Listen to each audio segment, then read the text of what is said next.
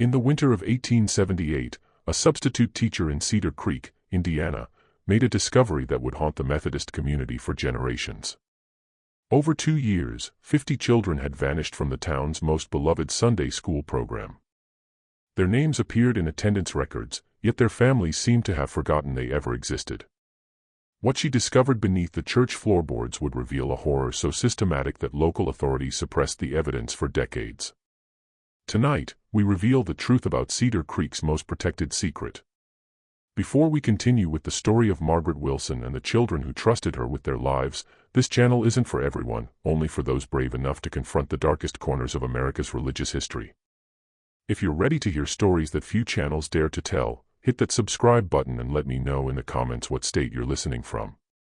Do you have the courage to discover what truly happened in that Methodist church basement? The subsequent investigation would expose not just individual evil, but an entire community's willingness to look away from inconvenient truths, and a criminal network that had been operating across the Midwest for over a decade.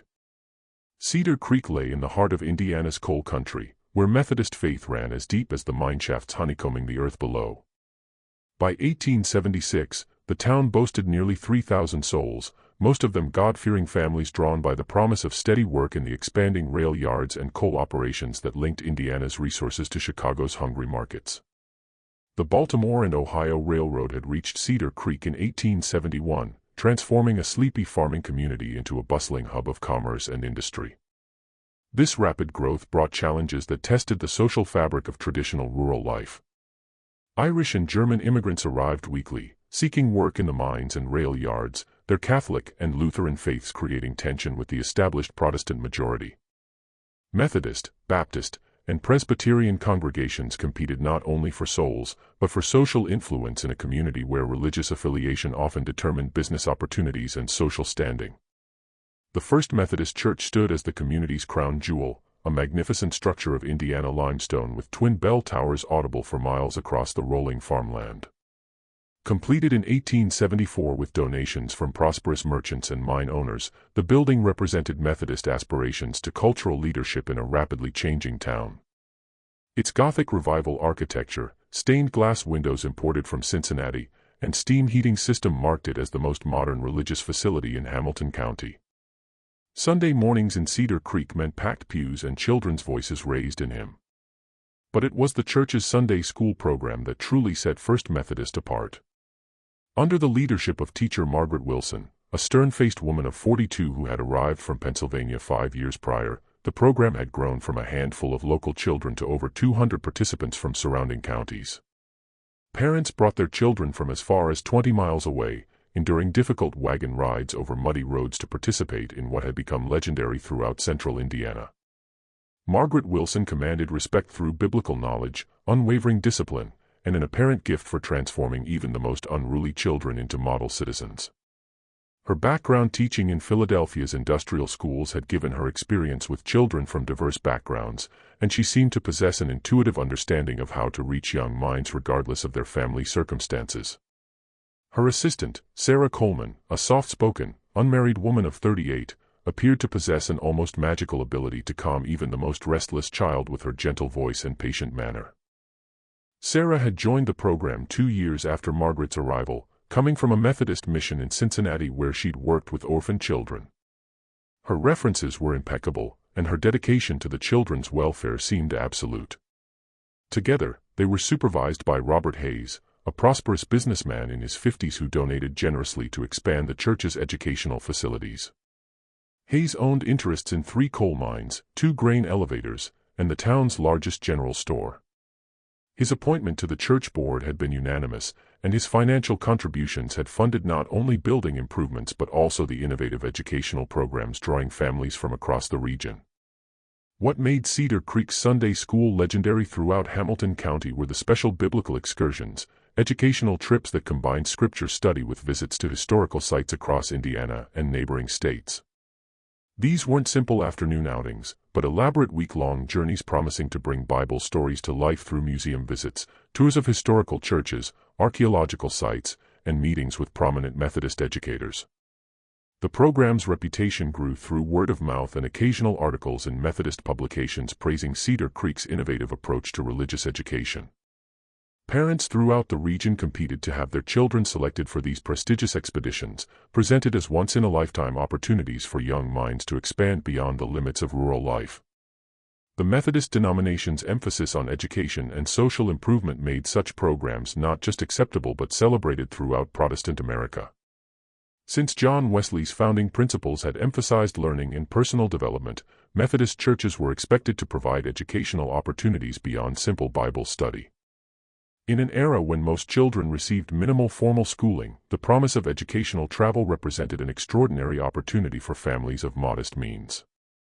Margaret Wilson's reputation for transforming wayward children into model citizens only added to the program's appeal. She had arrived in Cedar Creek with letters of recommendation from Methodist leaders in Philadelphia, where her work in industrial schools had gained recognition for reducing juvenile delinquency in some of the city's most challenging neighborhoods. Her methods, emphasizing discipline combined with expanded horizons, seemed perfectly suited to a frontier community struggling with the social changes brought by rapid industrial development. The timing of the program's establishment had been perfect. The Panic of 1873 had left many families struggling financially, making the promise of educational opportunities for their children particularly attractive. Parents who could barely afford basic necessities saw Margaret Wilson's program as a way to give their children advantages they could never provide themselves. The fact that these opportunities came through the church gave them additional legitimacy and moral authority. Cedar Creek's Methodist congregation included many of the town's most successful citizens, mine owners, merchants, railroad officials, and prosperous farmers, whose support lent credibility to any church-sponsored activity. When such respected community members endorsed the educational program and spoke proudly of their own children's participation, it became almost impossible for other parents to express doubts without appearing ungrateful or suspicious. The program's expansion beyond Cedar Creek had been gradual but deliberate. Margaret Wilson had established contacts with Methodist churches in smaller surrounding communities, offering to include their children in the excursions as a service to rural families who lacked such educational opportunities. This regional approach not only increased the pool of participants but also made it more difficult for any single community to track patterns or maintain oversight. The first disappearance occurred in September 1876, though no one called it a disappearance at the time. 8-year-old Timothy Morrison had been selected for a special excursion to study ancient biblical practices at a newly discovered archaeological site near Louisville. His parents, recent German immigrants who spoke limited English and worked in Hayes's newest coal mine, received Margaret Wilson's explanation with grateful nods and tears of joy. Timothy had shown exceptional promise in his brief months attending Sunday school, demonstrating an unusual ability to memorize scripture and ask thoughtful questions about biblical stories. Margaret Wilson explained that his intellectual gifts had come to the attention of a Methodist family in Kentucky who specialized in biblical archaeology. They had specifically requested a bright young student to assist with their research while receiving advanced education that would prepare him for missionary work or religious scholarship. The opportunity was presented as a rare honor reflecting not just Timothy's abilities but the quality of Cedar Creek's educational program. The Morrison family would receive regular reports on their son's progress, and Timothy would return after 2 years with knowledge and connections that could transform his life prospects. For parents who had immigrated to America hoping to give their children better opportunities, the offer seemed like an answer to their prayers. Timothy's departure barely registered in the community consciousness. The Morrison family seemed proud rather than concerned, and Margaret Wilson's detailed letter explaining the opportunity convinced even skeptical neighbors that the boy had simply been blessed with an extraordinary chance for advancement. The fact that Timothy had always been somewhat quiet and studious made his absence less noticeable among his peers. 2 weeks later, 10-year-old Mary Catherine Phillips joined an excursion focused on missionary work. Her widowed mother, who struggled to support 3 children on the small income from taking in laundry, received assurances that Mary Catherine would be learning valuable skills while helping to establish Sunday schools in newly settled territories. The girl's obvious intelligence and leadership qualities made her selection seem not just reasonable but inevitable. Mary Catherine had been one of the most popular children in the program, known for helping younger children with their lessons and her enthusiastic participation. Margaret Wilson explained that a Methodist mission organization in Illinois had specifically requested a capable young girl to assist with their work among families moving west. Mary Catherine would receive training in teaching methods while helping to spread Methodist education to frontier communities. The promise of regular correspondence and eventual return was accompanied by the suggestion that her experience could lead to a position as a professional teacher or missionary, careers providing financial security and respectability far beyond her current circumstances. For a widow facing an uncertain future, the opportunity seemed like divine providence. By Christmas of 1876, 6 more children had departed on various educational expeditions. Each departure followed the same careful pattern: selection based on demonstrated merit, detailed explanations of educational opportunities, promises of correspondence that never quite materialized, and reassurances that any lack of communication simply reflected the children's deep immersion in their studies. What made this systematic disappearance possible was a calculated methodology having nothing to do with educational merit or spiritual development. The genius of Margaret Wilson's system lay in its exploitation of parental aspirations and social expectations. In a community where educational opportunity was scarce and upward mobility rare, the chance for a child to advance through church connections represented a family's greatest hope. To question such opportunities would have seemed not just ungrateful but potentially damaging to other children's prospects. As Ellen Hartwell would later discover, the selection of children for the excursions followed a calculated methodology having nothing to do with educational merit. Margaret Wilson and Sarah Coleman had developed a systematic approach to identifying the most vulnerable and valuable candidates for their criminal enterprise. Their primary criteria focused on family circumstances that would make disappearances less likely to trigger immediate investigation. Children from immigrant families were preferred because language barriers and cultural differences made parents less likely to question authority or navigate complex inquiries. Recent arrivals were particularly valuable because they lacked established social networks that might notice unexplained absences. Economic desperation played a crucial role. Families struggling financially were more likely to be grateful for opportunities and less likely to ask difficult questions that might jeopardize their children's apparent good fortune. Widowed mothers, large families with limited resources, and parents working in dangerous occupations were all considered ideal candidates. The children themselves were evaluated based on their potential market value in the criminal networks Margaret Wilson had cultivated over years. Younger boys with strong builds were destined for industrial work in factories and mines where their small size could be exploited. Older girls with pleasant appearances and basic education commanded premium prices in domestic service markets that Ellen would later learn extended far beyond legitimate household employment. Intelligence was actually considered a liability in some cases, as brighter children were more likely to resist indoctrination, attempt escape, or find ways to communicate with their families. Margaret Wilson preferred children who were bright enough to be valuable but compliant enough to be manageable. The Sunday school program provided an excellent laboratory for observing children's personalities and identifying those most suitable for different types of exploitation. Sarah Coleman's role in this evaluation process proved crucial. Her gentle manner and obvious affection for the children gave her access to intimate details about their fears, hopes, and family relationships. She would spend hours in private conversation with potential candidates, ostensibly providing pastoral care and educational guidance, but actually gathering intelligence that would determine their ultimate fate. The winter of 1876–77 marked a significant expansion in the operation's scope. Margaret Wilson had established connections with similar programs in Methodist churches throughout Indiana, Ohio, and Illinois, creating a regional network that could move children across state lines and make tracking infinitely more difficult. This expansion had been carefully planned to coincide with increased railroad connectivity that made long-distance travel both easier and less conspicuous. Robert Hayes's business connections proved invaluable. His involvement in railroad shipping and grain trading had given him contacts throughout the Midwest, many willing to assist with discreet transportation arrangements in exchange for favorable business terms. The legitimate cover provided by his various enterprises made it possible to move children across multiple states without arousing suspicion. The financial returns from the operation had exceeded all expectations, generating enough revenue to fund significant expansions of the church's facilities and educational programs. This created a virtuous cycle from the conspirators' perspective. Their criminal profits funded improvements that attracted more families and provided better cover. The new church basement facilities funded by Hayes's donations included private rooms and storage areas that facilitated their operations. By spring 1877, the program was handling children from over 12 different communities, with some families traveling more than 30 miles to participate. This geographic spread made it virtually impossible for any single community to notice patterns or maintain oversight. Parents in different towns rarely communicated, and the prestige associated with selection discouraged questioning that might challenge the program's integrity.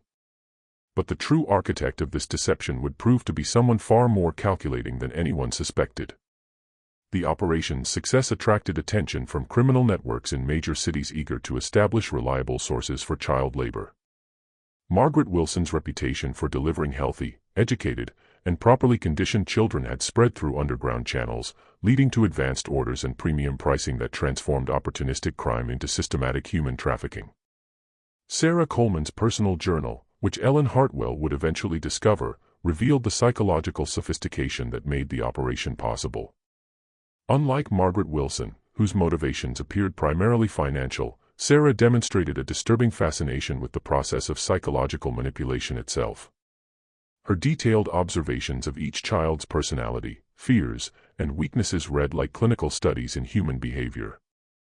The journal contained disturbing passages about conditioning children for their eventual destinations. Sarah had developed techniques for gradually separating children from family attachments, identifying which children would adapt best to different types of work, and developing strategies to prevent rebellion or escape attempts. Her apparent affection masked a calculating assessment of their commercial potential and psychological vulnerabilities. One particularly chilling entry described her work with 12-year-old Anna Kowalski, whose selection for a special missionary training program had been celebrated by her Polish immigrant parents as a divine blessing. Sarah's notes detailed how she had gradually convinced Anna that her family's poverty and foreign background made them unsuitable guardians for a child with such exceptional spiritual gifts. By the time Anna departed for her supposed missionary training, she had been convinced that serving God required her to abandon her former life entirely. Sarah's methods extended beyond individual manipulation to encompass systematic deception of the broader community. She had crafted a carefully managed correspondence system that created the illusion of ongoing contact with departed children while providing no genuine communication. Parents received periodic updates written in Sarah's hand, but supposedly dictated by their children, describing progress in their studies and expressing gratitude. These fabricated letters served multiple purposes. They reassured parents, prevented persistent inquiries, provided innocent explanations for continued absence, and created a paper trail to justify the program's activities if questions were ever raised. The sophistication of Sarah's psychological manipulation extended to her relationships with other adults. She had identified key individuals whose support was crucial for maintaining the program's reputation and had developed specific strategies for managing each relationship. Her journal contained detailed profiles of community leaders, noting their personal ambitions, family vulnerabilities, and business interests that could be leveraged to maintain cooperation. In January 1878, tragedy struck the regular teaching staff when Sarah Coleman fell ill with what the local doctor diagnosed as consumption. The timing was particularly unfortunate as the program was preparing for its most ambitious series of excursions yet, a coordinated effort that would place nearly 30 children in various locations across the Midwest before spring planting made travel more difficult. Sarah's illness created a crisis.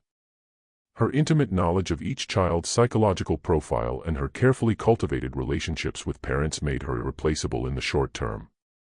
Margaret Wilson found herself overwhelmed by administrative duties previously shared, while Robert Hayes pressured her to maintain the schedule despite the staffing shortage. The church board's decision to hire 24-year-old Ellen Hartwell as a temporary replacement was based primarily on her recent graduation from the Indiana State Normal School and her impressive credentials as a trained educator. What the conspirators failed to anticipate was that Ellen's professional training had taught her the importance of detailed record-keeping and systematic educational assessment, skills that would prove fatal to their carefully constructed deception. Ellen had grown up in a Methodist family in southern Indiana where her father served as a circuit preacher and her mother taught in church schools. Her decision to pursue formal education training had been motivated by a desire to improve the quality of religious education available to rural children. She arrived in Cedar Creek with genuine enthusiasm for the program's apparent innovations and high reputation. However, Ellen's professional training would soon lead her to notice discrepancies others had overlooked. Her first week seemed to confirm everything she had heard about the program's quality. The children were well-behaved, knowledgeable about Scripture, and enthusiastic. The facilities were modern, and community support was evident. But her training had taught her to look beyond surface appearances and evaluate programs based on measurable outcomes and systematic documentation. Her requests to review assessment records, correspondence files, and long-term tracking data were initially deflected by Margaret Wilson with explanations about the unique nature of their program and confidential relationships with host families. Ellen's first serious concerns arose when she attempted to prepare lesson plans building upon the previous year's curriculum. The absence of detailed records about what children had studied before their departure made it impossible to ensure continuity for siblings and classmates who remained. When she raised these concerns, Margaret told her the departed children's studies had been so specialized their curriculum bore little relationship to the regular program. More troubling still, when Ellen casually mentioned missing children in conversations with longtime church members, she was met with confused looks and vague responses. It was as if the community had collectively forgotten these young souls had ever existed. Parents who had once proudly spoken of their children's opportunities now seemed reluctant to discuss the subject, changing the conversation when Ellen asked about letters or updates. Ellen's training had included instruction in recognizing signs of educational fraud and institutional abuse, problems becoming increasingly common as demand for educational services outpaced qualified providers. The pattern she observed matched several warning signs: vague record-keeping, reluctance to provide documentation, defensive responses to reasonable questions, and systematic isolation of participants from outside oversight. Her first direct confrontation with Margaret Wilson came in February 1878. Ellen had prepared a letter to send to families hosting children on extended excursions, hoping to establish correspondence between students and former classmates. Such communication was standard practice in legitimate exchange programs, serving important purposes in maintaining emotional connections and assessing progress. Margaret's reaction was swift and severe. Such contact would disrupt the children's studies and potentially undermine their host's authority. The families had specifically requested minimal outside interference to allow full immersion. Ellen was forbidden from any communication regarding absent students and warned that further interference could jeopardize her position and the program's carefully cultivated relationships. The substitute teacher's suspicions deepened when she discovered none of the churches or educational institutions supposedly hosting the children had ever heard of the Cedar Creek program.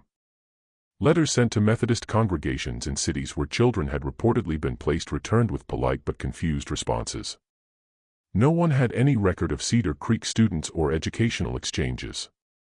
Ellen's investigation took a crucial turn when she began examining the financial records.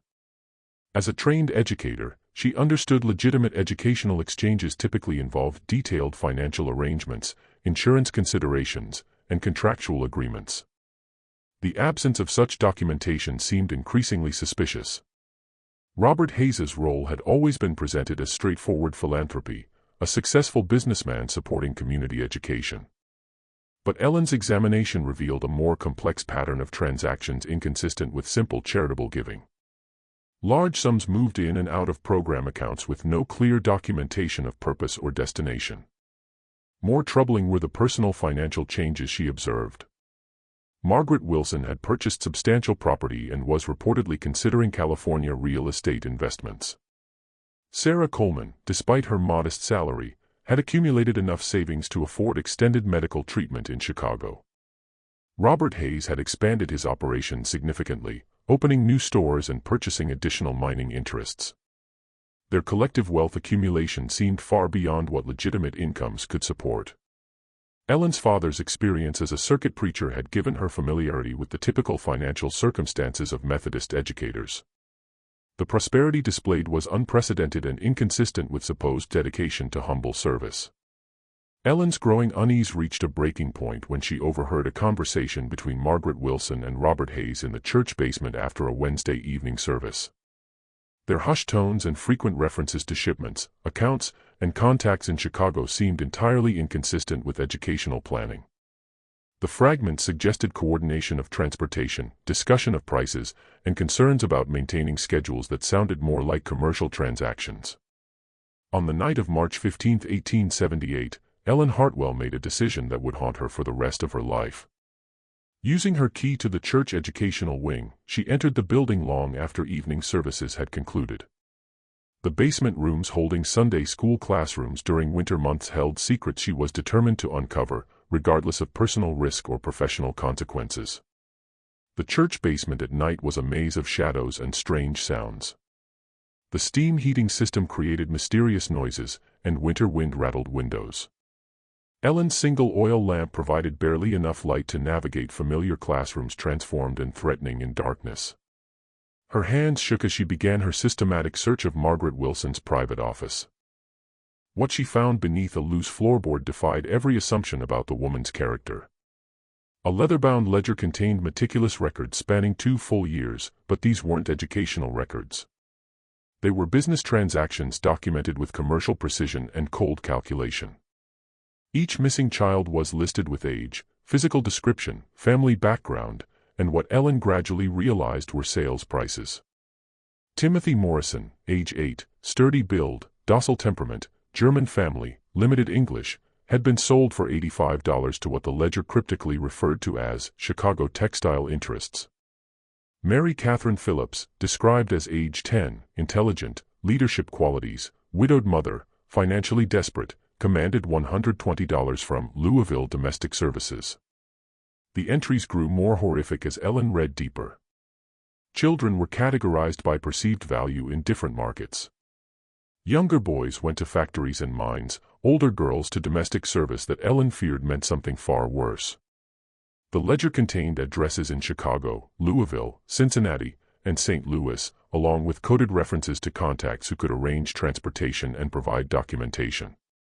Most chilling were the financial summaries.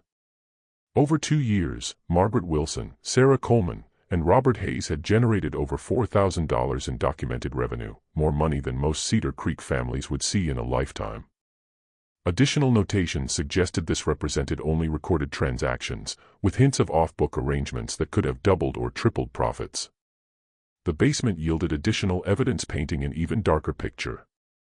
Ellen discovered forged letters supposedly written by missing children, describing happy lives with new families and expressing gratitude.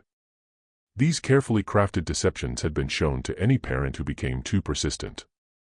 The handwriting was consistent across all letters, clearly one person creating fictional accounts. The content followed similar patterns, emphasizing learning, gratitude, and the importance of focusing on studies without distraction. Several letters specifically discouraged parents from attempting to visit or maintain regular correspondence. In a locked drawer, Ellen found what appeared to be contracts with various industrial operations and domestic service agencies. The language was carefully coded, but the intent was unmistakable: purchase agreements for child labor arranged through a network turning human trafficking into a profitable business. Contracts specified delivery dates, payment terms, and even return policies for children who proved unsuitable. The most damning evidence came in correspondence between Margaret Wilson and her contacts in major cities. Letters detailed specific requirements of employers, preferences for certain ages, willingness to pay premium prices for promising students, and assurances of discretion. The correspondence revealed a sophisticated network extending far beyond Indiana, with connections to similar operations in multiple states. One letter from a Chicago factory owner praised Margaret for the quality of merchandise, noting Cedar Creek children adapted well to industrial work and caused fewer problems than children from other sources. It included specific requests for the next shipment with detailed specifications for age ranges, physical capabilities, and personality traits suitable for factory operations. Another letter from what appeared to be a Louisville establishment Ellen did not fully contemplate requested girls between ages 12 to 14 with pleasant demeanor and basic education. The coded language could not disguise horrific implications, and Ellen realized some children she had known were likely trapped in situations far worse than industrial exploitation. The systematic nature became terrifyingly clear as Ellen continued her investigation. Margaret Wilson had identified Cedar Creek's Methodist community as an ideal hunting ground, parents trusting enough to surrender children, isolated enough to prevent easy investigation, aspirational enough to believe in promises of advancement. The church's reputation provided perfect cover for systematic child trafficking. Correspondence revealed the Cedar Creek operation was part of a much larger network spanning multiple states. Margaret maintained regular contact with similar operations in Ohio, Illinois, and Pennsylvania, sharing information about techniques, markets, and law enforcement risks. The network had evolved into a sophisticated criminal enterprise with specialized roles, established transportation routes, and coordinated timing, maximizing profits while minimizing risks. Regional coordination allowed quick response to market demands and law enforcement pressures. If investigations threatened one location, children could be rapidly moved elsewhere. Correspondence showed Cedar Creek had served as temporary refuge for children from compromised operations while also sending its own victims to safer locations when local pressures increased. But perhaps most horrifying was the discovery of Sarah Coleman's personal journal hidden behind a false wall. The gentlewoman revealed herself as the operation's psychological architect, whose detailed observations had been used to determine market value and placement. The journal contained disturbing passages about methodically breaking down children's resistance and family attachments. She had developed specific techniques for different children: how to convince intelligent children compliance was their only option, how to use religious instruction to create guilt and submission, how to exploit deepest fears to ensure cooperation. The journal revealed Sarah's apparent illness was likely fabricated to provide cover for the operation's final phase. Her medical treatment in Chicago was actually coordination with network partners to complete the largest transaction in their history, a bulk sale of over 30 children to various operations throughout the Midwest. Hidden among Sarah's papers, Ellen discovered something chilling her more than all financial records and correspondence combined: fragmentary testimonies from children who had attempted to escape or communicate. These desperate messages had been intercepted and preserved, apparently as insurance against network partners who might consider betrayal. One note in a child's careful handwriting read, "Mama, they told me you didn't want me anymore because I was bad. I work in the big building with the loud machines, my hands hurt all the time, and I'm so tired. Please come get me. I promise I'll be good." The note was marked with a Chicago address and a notation indicating interception before delivery. Another fragment, apparently torn from a larger letter, contained a girl's plea: "The lady here says I have to be grateful for my food and bed, but she makes me do things that feel wrong. I remember what you taught me about right and wrong, but she says God wants me to obey. I'm scared and I want to come home." The handwriting was identified in Sarah's notation as belonging to Mary Catherine Phillips. These testimonies revealed psychological warfare accompanying physical exploitation. Children were systematically convinced families had abandoned them, their suffering was deserved punishment, and submission was both inevitable and morally required. The religious framework that attracted families was perverted into a tool for maintaining control and preventing resistance. As Ellen read through horrific documentation, she realized conspirators were preparing to vanish entirely. The children sold were not just physically enslaved but psychologically broken in ways making rescue and recovery extraordinarily difficult. Even if freed, damage to minds and spirits might never heal. The true scope extended far beyond initial trafficking to encompass systematic psychological torture designed to destroy hope. Financial records revealed the three had been preparing to abandon Cedar Creek entirely by summer 1878, taking accumulated profits to California to establish new identities. Timing was carefully calculated to coincide with completion of their largest transaction and new railroad schedules facilitating rapid travel west. Margaret had already purchased property near San Francisco under an assumed name, while Robert had been liquidating Indiana interests and converting assets to portable forms. Sarah's supposed illness provided cover for gradual withdrawal and preparation. The final excursion would have netted enough money to fund escape and comfortable early retirement. The plan's sophistication extended to detailed contingency preparations for various discovery scenarios. They had prepared false documentation, established escape routes, and identified criminal contacts providing assistance. Correspondence showed they had even considered eliminating potential witnesses. Ellen's discovery of escape plans revealed urgency. Conspirators planned rapid abandonment, leaving victims with no hope of rescue or justice.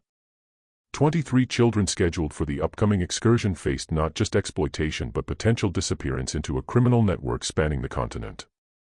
Realization she was probably the only person knowing truth with access to evidence created terrible responsibility. Delay could result in permanent loss of nearly 24 more children, while premature action might allow conspirators to escape and continue elsewhere. Ellen faced impossible choice between immediate safety and broader goal of exposing the entire network. Ellen's discovery coincided with Margaret's announcement of the most ambitious excursion yet, a month-long trip to historical biblical sites taking 23 children as far as Philadelphia and possibly Boston. The timing was no coincidence. Ellen realized this represented the operation's final harvest before conspirators disappeared. The substitute teacher faced an impossible choice. Local law enforcement included men owing positions to Robert Hayes's political influence, and the Methodist hierarchy had invested considerable prestige in Cedar Creek's program. Any accusation against respected community figures would be met with skepticism or charges of slander, destroying her career and credibility. Children selected represented a cross-section of the community's most vulnerable families. Ellen recognized bright, trusting students who had grown to love classes and looked forward to what they believed would be the adventure of their lifetimes. She could not allow 23 more children to disappear into the nightmare she had uncovered. The decision to act came when Ellen realized Sarah's supposed departure for medical treatment was actually the beginning of the operation's final phase. Timing of her illness corresponded exactly with preparation for the largest transaction. If Ellen waited for more evidence or worked through official channels, it would be too late to prevent systematic destruction of an entire generation. On March 28, 1878, Ellen Hartwell broke into the church basement one final time, not to gather evidence, but to steal it. She took the ledger, correspondence, Sarah's journal, and every document proving the conspiracy's existence and scope. She knew disappearance would alert conspirators, but hoped documented proof would force authorities to act before final excursion departure. Her timing proved both fortunate and tragic. Margaret's immediate response to missing evidence was to accelerate the final excursion, moving departure up by a full week and changing announced destination to confuse investigation. But Ellen's desperate nighttime ride to the county seat in Noblesville, where she presented evidence to Circuit Judge William Marshall, set in motion events finally bringing justice. Judge Marshall's examination left no room for doubt about scope and horror. His immediate telegrams to law enforcement in Chicago, Louisville, and other cities resulted in coordinated raids rescuing 11 children before permanent loss. Rescue operations revealed network extended even further than evidence suggested, with connections to criminal organizations throughout the Midwest and beyond. Arrest of Margaret Wilson, Sarah Coleman, and Robert Hayes on March 30, 1878, sent shockwaves through Cedar Creek's Methodist community. The three were taken into custody attempting to board a westbound train with substantial cash and forged travel documents. Their capture revealed final pieces of a puzzle Ellen had taken months to assemble. But deeper horror came with realization an entire town had somehow failed to notice systematic disappearance of 50 children over 2 years. Subsequent investigation revealed psychological manipulation making massive deception possible. Parents had been carefully selected, recent immigrants, widows, struggling families, people grateful for opportunities and reluctant to ask difficult questions. Gradual nature prevented any single dramatic event triggering community alarm. Detective Samuel Morrison of Indiana State Police discovered conspirators had exploited fundamental aspects of human psychology and social organization. People naturally avoided discussing painful subjects like missing children, especially when presented with reasonable explanations. The community had collectively participated in willful blindness, allowing crime to continue undetected. More disturbing was revelation several community members had harbored private suspicions but chosen to remain silent rather than challenge respected authority. Investigation uncovered at least 6 families noticing patterns or inconsistencies but convincing themselves concerns were unfounded. Social pressure to maintain harmony and trust in church leadership created an environment where even reasonable suspicions were suppressed. Methodist hierarchy's response revealed institutional priorities prioritizing reputation over accountability.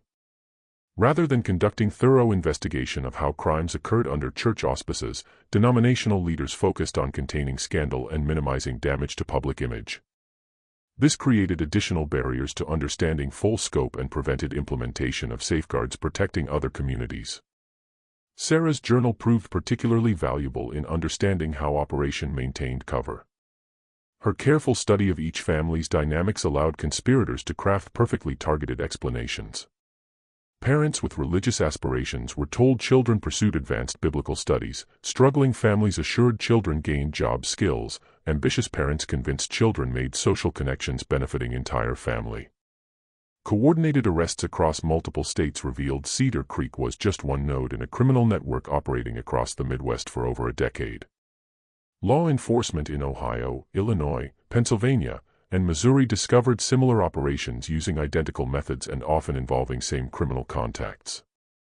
Investigation revealed Margaret's background in Philadelphia provided initial connections establishing trafficking network. Her supposed experience in industrial schools had actually been involvement with criminal organizations supplying child labor to factories.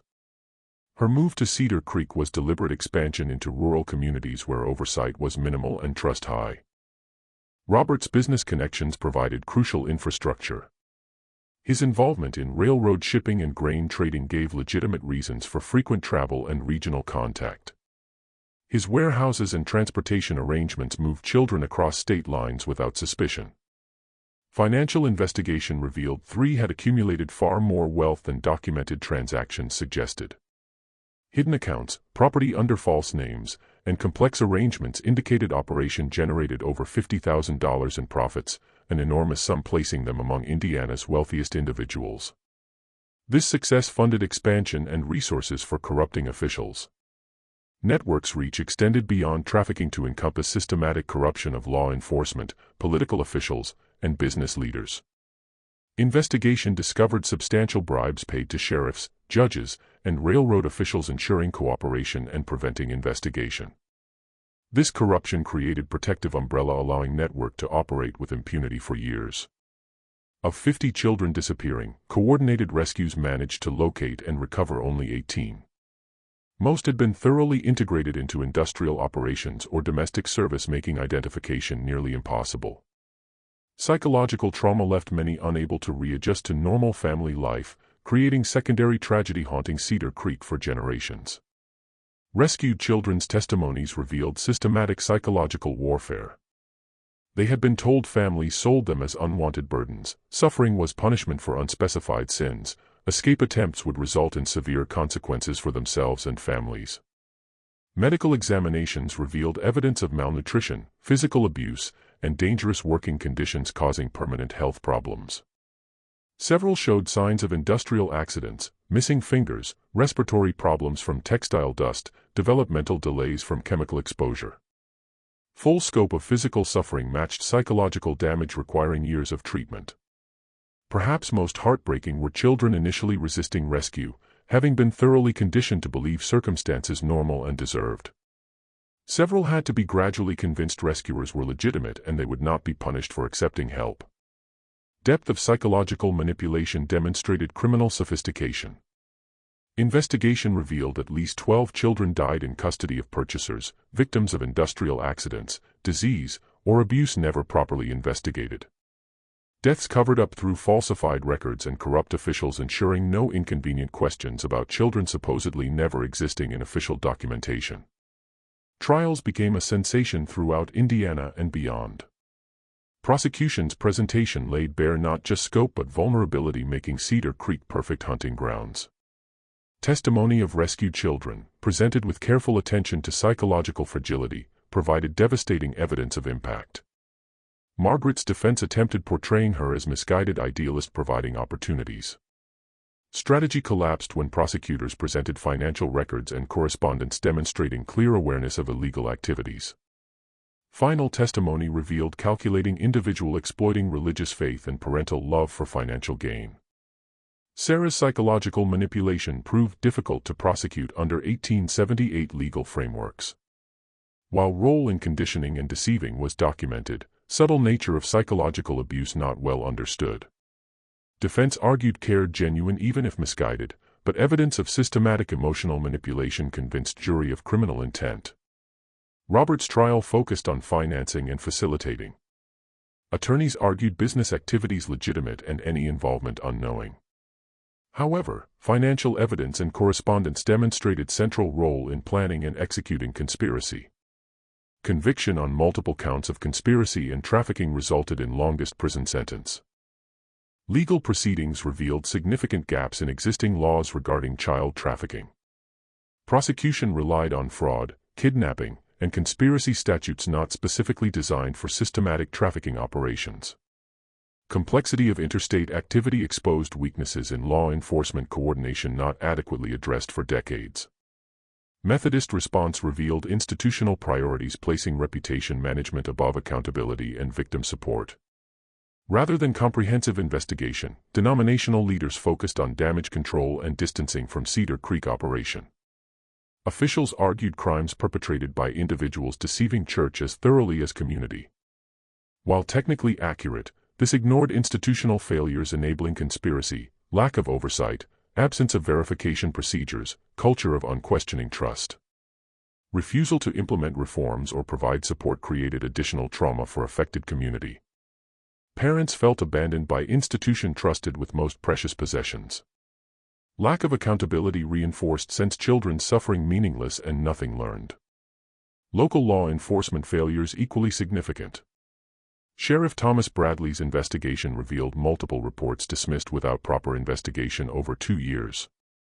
Combination of political corruption, professional incompetence, and social pressure avoiding challenge created perfect environment. Railroad companies whose infrastructure transported children escaped accountability. While employee cooperation purchased through bribes rather than corporate policy, lack of oversight and verification procedures facilitated trafficking. No significant changes in transportation security resulted. Ellen's role exposing conspiracy made her hero to some and pariah to others. Many blamed her for destroying town's reputation and bringing unwanted attention. Social pressure and hostility made continuing in Cedar Creek impossible. Psychological burden haunted her for life. She saved 23 children from immediate trafficking but could not save 32 already disappeared. Knowledge earlier action might have prevented additional disappearances created guilt no rational analysis could eliminate. Professional career suffered significant damage. Many institutions viewed her as troublemaker violating professional norms investigating colleagues. Attempts implementing safeguards in subsequent positions met resistance from administrators preferring traditional approaches based on trust. Personal cost extended beyond professional consequences to social isolation and psychological trauma. Ellen never married, partly because suitors deterred by association with scandal, partly because experience made profoundly suspicious of motivations. She spent remainder of career moving between teaching positions, never staying long enough to form deep community connections exposing her to similar betrayals. Despite personal costs, Ellen continued advocating educational reforms and child protection. Writings and speeches emphasized importance of institutional oversight, verification procedures, and systematic monitoring. While specific recommendations rarely implemented during lifetime, advocacy contributed to gradual improvements in standards and policies. Scandal had lasting impacts beyond immediate community.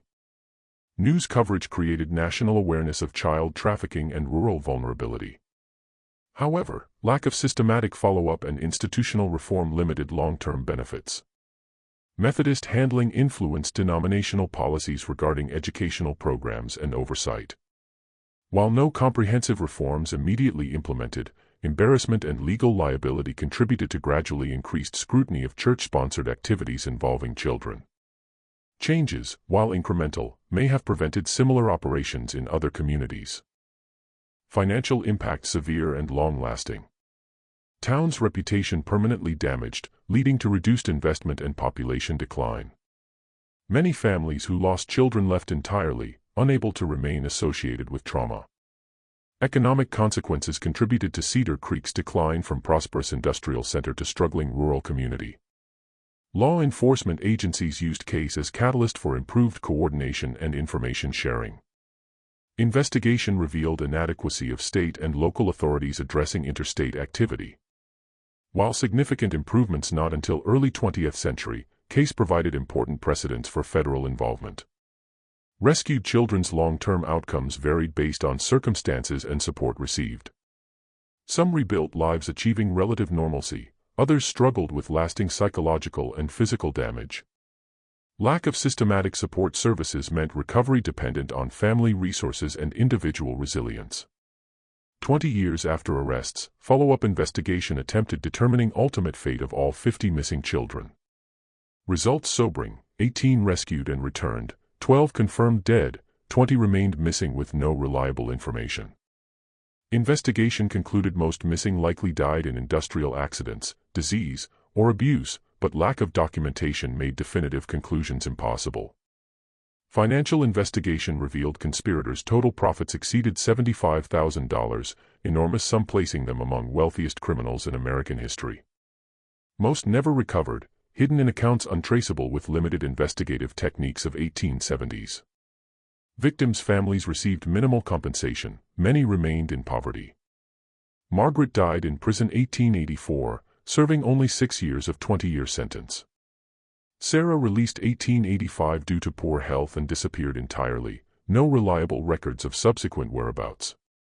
Robert served 12 years, released 1890, eventually moving to California under assumed name until death 1903.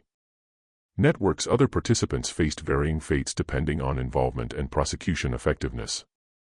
Some escaped justice entirely fleeing to territories with minimal law enforcement, others received light sentences reflecting limited understanding of trafficking crimes. Lack of coordination between jurisdictions meant full scope never completely mapped or dismantled.